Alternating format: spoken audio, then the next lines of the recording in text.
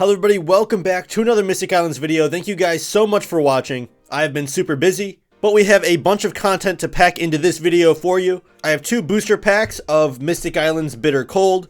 These are the prototype for set 3. And then on top of that, I have 5 brand new cards to show you guys. So my new upload schedule will probably be less videos, but more content, just because my life has been so busy, but we're trying to get stuff done in the background. Also, I want to thank you guys so much. We're over 800 subscribers already, which is fantastic. We're so close to 1K, I can taste it.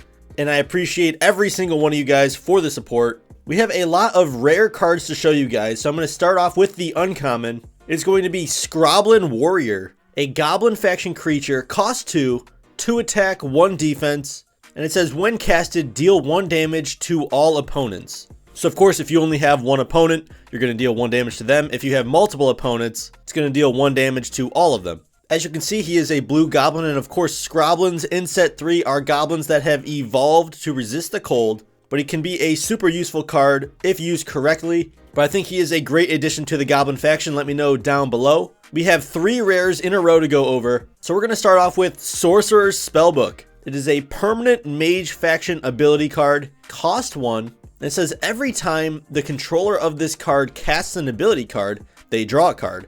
So essentially this card is going to be very useful for the mage faction. It's going to incentivize you to cast more of your spells, which of course the mages love to do. So it's pretty much a no-brainer to use this if you have a spell heavy deck. I think the artwork turned out fantastic. Francisco did this one, and the last one of course was done by Casey. But we are going to move on to Pegleg Petey, a pirate faction creature that costs 7.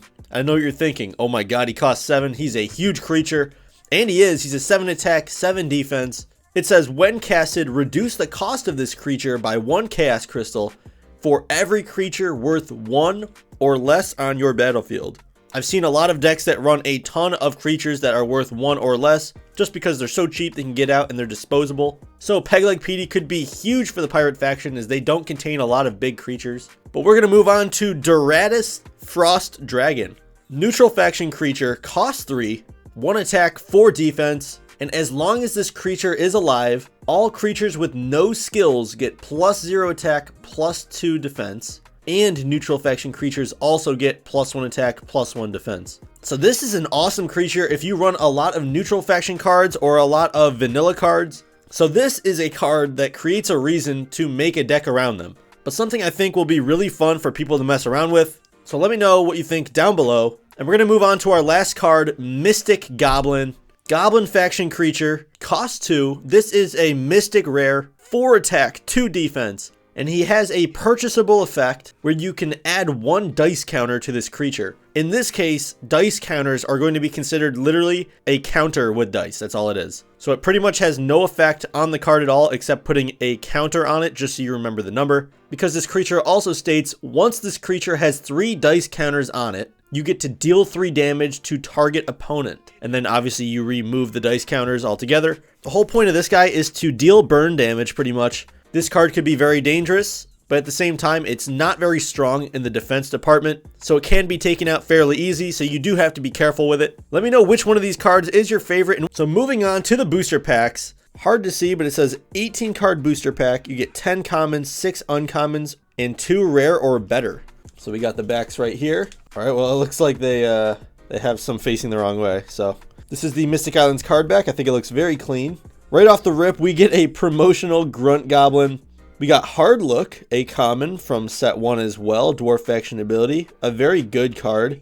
We get our first rare in Trivial Spearman. It's a rare, we're going to throw it over here.